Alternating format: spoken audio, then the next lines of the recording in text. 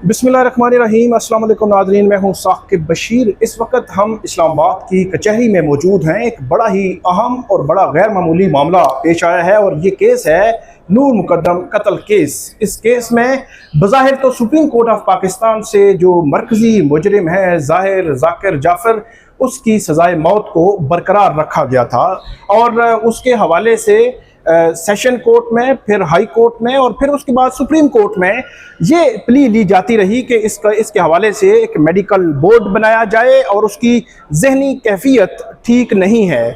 और इस मुल्क के बड़े बड़े वकला सेशन कोर्ट से लेकर सुप्रीम कोर्ट तक हायर किए जाते रहे, लेकिन ये तमाम वकला सुप्रीम कोर्ट तक जो है वो कन्विंस नहीं कर सके जजेस को कि इस केस में मेडिकल बोर्ड वाकई ही बनना चाहिए और मेडिकल बोर्ड एग्जामिन करे ज़ाहिर ज़ाकिर जाफ़र की उस ज़हनी कैफियत को, जिसके हवाले से उनके वकला माजी के कुछ मेडिकल रिकॉर्ड्स पेश करते रहे। वो मेडिकल रिकॉर्ड कभी अंडर डिस्कशन नहीं आए, लेकिन वो पेश करते रहे, कोशिश करते रहे, लेकिन 3 अदालतों से उनको कुछ नहीं मिला। मेरे साथ इस वक्त मौजूद हैं सीनियर वकील हैं एडवोकेट निसार असगर, जो इस केस को पहले दिन से बड़ा इन डेप्थ देख रहे हैं। और हम सेशन कोर्ट की बात करें, हाई कोर्ट की बात करें या सुप्रीम कोर्ट की बात करें, वहाँ पे जो सीनियर हैं इनके एडवोकेट शाह खावर उनकी टीम का हिस्सा थे और बाकायदा तौर पर आर्गू करते रहे, सुप्रीम कोर्ट के सामने भी केस आर्गू किया। इनको हमने जब ज़हमत दी है कि ये हमें बताएं कि इस वक्त ज़ाहिर ज़ाकिर जाफ़र की जानिब से एक और मेडिकल बोर्ड बनाने के हवाले से खबरें गर्दिश में हैं, मेडिकल बोर्ड बनेगा और मर्सी पिटिशन जो है वो सदर मुमलिकत को पहुंच चुकी है। तो जो मेडिकल बोर्ड 3 अदालतों ने नहीं बनाया, कन्विंस नहीं कर सके वकील, तो अब वो मेडिकल बोर्ड कैसे बन रहा है, किस तरह बन रहा है और क्या ज़ाहिर ज़ाकिर जाफ़र की मर्सी पिटिशन मंजूर होने के इम्कानात हैं और क्या उसको मेडिकली अनफिट करार दिया जा सकता है। तो ये वो इम्कानात हैं जिनके हवाले से सिविल सोसाइटी भी बात कर रही है, सहाफ़ी भी, सारे लोग बात कर रहे हैं। निसार असगर साहब से हम पूछते हैं कि ये मामला कहाँ पे आया। 19-20 मई को सुप्रीम कोर्ट फैसला करती है कि उसकी जो अपील है उसको डिसमिस किया जाता है और उसके बाद अभी 2 माह गुजरे हैं और 2 माह के अंदर अंदर इतनी बड़ी डेवलपमेंट, हैरान कौन है। अब तफसील आप बताएंगे कि आपको कैसे पता चला कि क्या हुआ, कब हुआ, किस तरह हुआ। असल में वैसे जो आम प्रोसीजर है, जो ज़ाब्ता है, वो तो यही है कि जब भी किसी बंदे की कोई भी अपील सुप्रीम कोर्ट से खारिज हो जाती है और उसको सज़ाए मौत होती है, तो यकीनन उसके बाद उसके पास एक कानूनी तौर पे एक हक हासिल है कि वो सदर पाकिस्तान को एक रहम की अपील, जिसे कहा जाता है, कि वो दायर कर सकता है। उसको दायर करने के लिए मुख्तलिफ़ किस्म के नोटिफिकेशंस आते रहते हैं, इंटीरियर मिनिस्ट्री उसको मैनेज करती है, रेगुलेट करती है, लेकिन उस तमाम के तमाम ज़ाब्ते के लिए कुछ हदूद क़यूद हैं। इस वक्त जो मामला आप डिस्कस कर रहे हैं उसमें साकिब साहब जो कुछ हैरान कुन बातें हैं वो ये हैं कि सबसे पहले एक 14/7/2025 को जो सुप्रीडेंट हैं अडयाला जेल, वो एक लेटर लिखते हैं जहाँ से ये बात शुरू होती है। 14 जुलाई या 7 जुलाई? 14/7 जुलाई। जी जी, 14 जुलाई। अच्छा, ठीक है। उसको ये एक लेटर लिखते हैं, पिम्स के जो डायरेक्टर हैं उन्हें, 36475 उस लेटर का नंबर है। उसका जो रिक्वेस्ट वो करते हैं वो मैं जनाब के सामने और अब आपके जो नाजरीन हैं उनके लिए, request for constitution of medical board and psychiatric board for examination of confirmed condemned prisoner Zahir Zakir son of Zakir Jafar inside jail। अब आपने ये देखा कि इसमें बुनियादी तौर पे 2 बोर्ड बना दिए गए, बनाने की रिक्वेस्ट कर दी गई। जो जब आप इसके मुतल्लिक SOPs को देखते हैं, जो इनका लेटेस्ट आया है मिनिस्ट्री ऑफ जो इंटीरियर है उनकी तरफ से, और वो भी इंतहाई लेटेस्ट है, वो है 26 जून 2025 से। आपकी मुराद ये है कि मर्सी पिटिशन या रहम की अपील किन बुनियादों पर आप करेंगे, दी जाएगी, उसका ज़ाब्ता क्या होगा, जो जेल अथॉरिटीज है उन्होंने इसको किस तरीके से पहुंचाना है सदर पाकिस्तान, जेल अथॉरिटीज के पास इख्तियार कितना है, ये भी कह सकते हैं। ये नोटिफिकेशन है जी, ये नोटिफिकेशन है जनाब 26 जून 2025। अच्छा, यानी कि अभी ये लेटेस्ट है। मतलब इस लेटर से तकरीबन 18 दिन पहले ये नोटिफिकेशन है। लेकिन ये नोटिफिकेशन जो है, इस नोटिफिकेशन में उन्होंने मुख्तलिफ कैटेगरीज बना दी हैं कि किन लोगों की तरफ से दी नहीं जा सकती, किन लोगों की तरफ से दी जा सकती है। जब दी जाएगी तो उसमें क्या क्या चीज़ें कंसिडर होंगी। अब जब आप इसमें देखते हैं तो इसके अंदर आपको एक हैरानकुन बात है, वो ये है कि उसकी कैटेगरी जो सी है उसमें 3.3 उसकी सब क्लास है, और आगे 4 में उन्होंने कहा हुआ है कि टर्मिनली इल और मेंटली इनकैपेसिटेटेड पर्सन, ये वो लोग हैं जिनके बारे में मर्सी पिटीशन को इन पॉइंट्स के ऊपर, वो 6 पॉइंट्स हैं, मैंने बाकी 5 नहीं पढ़े, एक ये पढ़ा है कि जो कंसिडर किया जा सकता है, जो कंसिडर किया जा सकता है, और जो उन्होंने नोटिफिकेशन में जिक्र भी किया है, जिसका हवाला दिया है। अब यहाँ पे उन्होंने नोटिफिकेशन में जो जिक्र किया है वो एट द सेम टाइम उन्होंने 2 बोर्ड कॉन्स्टिट्यूट करने का रिक्वेस्ट कर दिया। 2 वो इस वजह से कि देखें, बेसिकली कंसल्टेंट जो भी वहां पे होगा, जो मेडिकल ऑफिसर होगा, उसने बुनियादी तौर पे उसकी फिजिकल एग्जामिनेशन के लिए बोर्ड कॉन्स्टिट्यूट होगा।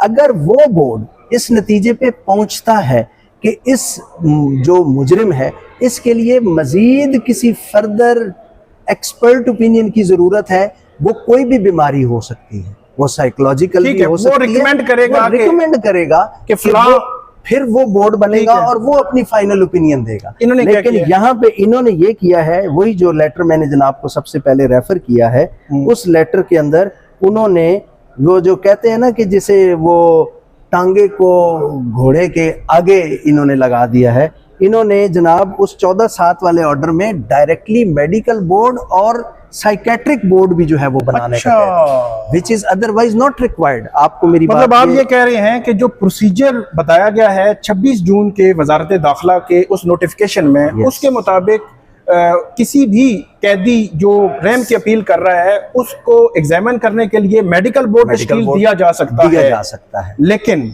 उन्होंने एडिशन क्या किया है, इन्होंने मेडिकल बोर्ड के साथ साइकेट्रिक बोर्ड बना दिया। ये नहीं कर सकते थे। अच्छा। और साइकेट्रिक बोर्ड के अंदर मैं अब वो मुअज़्ज़ज़ डॉक्टर साहिबान हैं, मैं उनका नाम नहीं लेता हूँ, ये अब आपकी डोमेन है, आप जैसे करना चाहें, और कंफर्म कर लें कि ये जो डॉक्टर साहिबान 2 उन्होंने साइकेट्रिक बोर्ड में बना दिए हैं, दे आर टोटली, ये तो बिल्कुल न्यूली अपॉइंटेड लोग हैं डॉक्टर्स। यस। अच्छा। जो पिम्स के, और एक न्यूरोलॉजी डिपार्टमेंट के हैं डॉक्टर साहब, और एक साइकेट्री डिपार्टमेंट के। ठीक है। तो हाउ दे विल डिटरमिन, उस बंदे के बारे में वो कैसे ये तय करेंगे जिस बंदे के बारे में 3 अदालतों के अंदर उसका तमाम का तमाम रिकॉर्ड वेरीफाई हो चुका है, तमाम।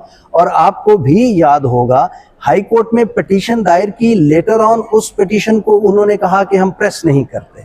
सुप्रीम कोर्ट में इंडिपेंडेंट सीएम मूव की, उस सीएम को भी बाद में उन्होंने कहा जी कि हम इस पे अब बात नहीं करते, हम मेरिट पे बात करते हैं।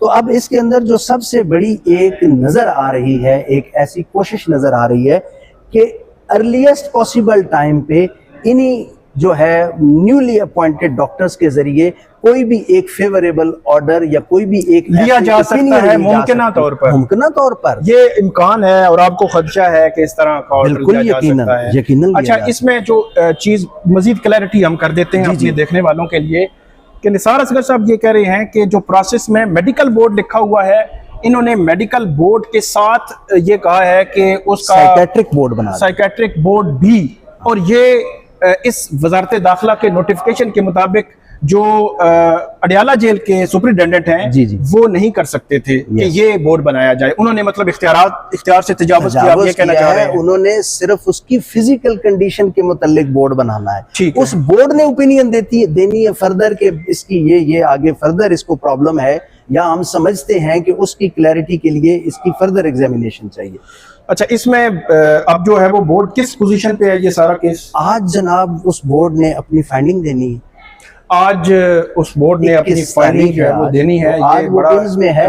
और एक इम्पोर्टेंट बात ये भी है कि बहुत ज्यादा कंसर्न थे लोग, लेकिन क्योंकि इस्लामाबाद में मैं उसी तरफ आ रहा था 144 भी है, मैं वही जी मैं यही पूछ रहा था कि अब फैमिली का इस हवाले से क्या कहना है, और उनकी लीगल टीम आप हैं और आप क्या स्टेप्स ले रहे हैं, क्योंकि इस पर बहुत ज़्यादा डिस्कशन हो रही है, बहुत ज़्यादा पूछ भी रहे हैं लोग कि ये क्या मामला हुआ और इस तरह की जो सिचुएशन है इसको कैसे आप हैंडल करेंगे। अंटिल फैमिली क्या कह रही है? हमने फैमिली का तो बहुत ज्यादा कंसर्न है। ठीक है, फैमिली जो है वो तो इस मुतल्ले कहती है कि इसकी प्रोसीडिंग्स जो हैं वो बोर्ड की ही रोक दी जाएं, ठीक। लेकिन ये आपने भी देख लिया कि ये तो लीगली उन्होंने बोर्ड तो एक कॉन्स्टिट्यूट करना ही करना है। जब किसी आदमी का एक ग्राउंड है तो वो उन्होंने मेडिकल एग्जामिनेशन जो है वो तो अदरवाइज होनी है, लेकिन जो अब वो बोर्ड की कोई ओपिनियन आती है हमारे सामने, ऑलरेडी ये सेल्फ कंट्राडिक्टरी है। ये मैंने जनाब को मैं दोबारा relevant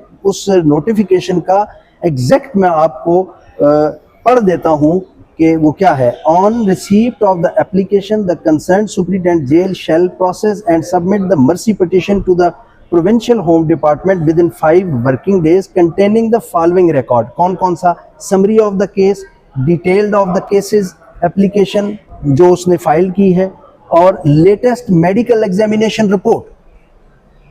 this medical examination report, ये साइकेट्रिक ओपिनियन जो है ये इस स्टेज पे उनका विदाउट कंसल्टिंग द बोर्ड जो है, ये आपको इटसेल्फ ये नजर आ रहा होगा कि इसके अंदर ये एक ऐसा फैक्टर है जिसकी बुनियाद के ऊपर जिस पे सवाल उठ रहा है। अब फर्ज करते हैं इस बोर्ड ने ये कह दिया कि ये मेंटली अनफिट है, फिर उसके बाद बुनियादी तौर पे तो ये सवाबदीद है सदर पाकिस्तान की। ठीक, तो सूरत में ये नहीं आपकी लीगल नहीं आप उसको तो हम उसको यकीनन हम उसकी विरासत को चैलेंज करेंगे। अच्छा, उस मेडिकल ओपिनियन को वो तो इस बुनियाद के ऊपर वो चैलेंज कर सकते हैं। क्यों नहीं कर सकता? एक राइट है, एक तमाम शहरियों का राइट है। ठीक है। उसकी वजह ये है कि कोई भी ऐसा काम जो जाब्ते से हट के किया जाएगा उसको चैलेंज करने का इख्तियार तो हमारे पास मौजूद है। ठीक है, आप मतलब अगर ऐसी सिचुएशन बनती है तो आप चैलेंज करेंगे। और हम तकरीबन उस मुताल्लिक हमारा जो बेसिक तो ग्राउंड वर्क जो है वो तो हमारा कंप्लीट है। वी आर जस्ट लुकिंग कि हमें वहां से कोई फाइंडिंग आए तो फिर उसके मुताबिक हम फर्दर प्रोसीड करें। बहुत ही अहम नौइयत का केस है ये। 20 जुलाई को ये केस शुरू होता है, 20 जुलाई 2021 को, फिर फरवरी 2022 में जो सेशन कोर्ट है वो सजाए मौत देती है। मार्च 2023 में इस्लामाबाद हाई कोर्ट सजाए मौत बरकरार रखती है, बल्कि डबल कर देती है।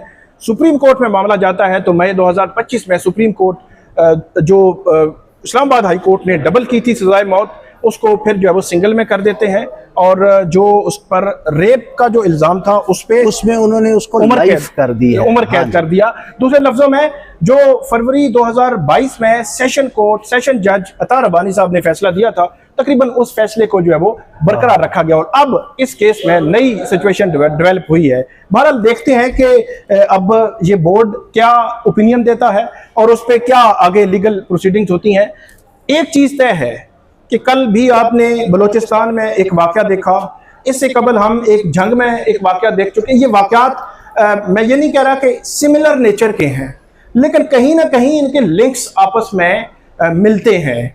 तो इन वाकयात की सरकोबी के लिए, इस मुआशरे को संवारने के लिए अगर आप रास्ते निकालते रहेंगे तो ये वाकयात होते रहेंगे। हमें यूं ही हम खड़े होकर आपके सामने जो है बातें करते रहेंगे अगर आप सारे मिलके, पूरा सिस्टम मिलके किसी को बचाने की कोशिश करेगा। एक साकिब साहब, मैंने यहाँ पे गुजारिश ये करनी है कि ये बहुत अहम है कि सदर पाकिस्तान को जब इतना बड़ा इख्तियार दिया गया है तो ये उनके ऑफिस की रिस्पेक्ट और ऑनर के लिए दिया गया है कि आप तमाम की तमाम अदालतों के फैसलों के बावजूद आपके अंदर उन्होंने इतनी सवाब दी।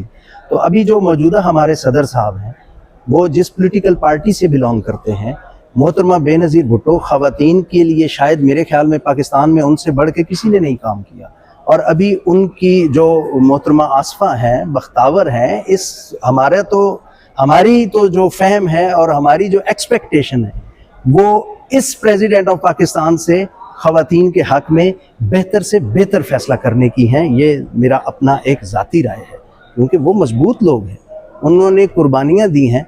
तो अब लोगों के अंदर, उनकी फैमिली के अंदर, सिविल सोसाइटी के अंदर बहरहाल ये बहुत बड़ा खदशा है कि शायद अब वो इस आखिरी अटेम्प्ट के ज़रिए अपने नफीरियस गोल्स में कामयाब हो। बहुत शुक्रिया निसार असगर साहब ने बड़ी तफसील के साथ और बड़े आसान अल्फाज में हमें समझाने की कोशिश की कि ये मामला है क्या और इसके ख़िलाफ़ कानूनी महाज पे किस स्टेज पर टीम या ये जो है वो जाएंगे। आपको इस हवाले से हम मज़ीद भी अपडेट करते रहेंगे, हमें फ़ीडबैक दीजिएगा। अल्लाह हाफिज़।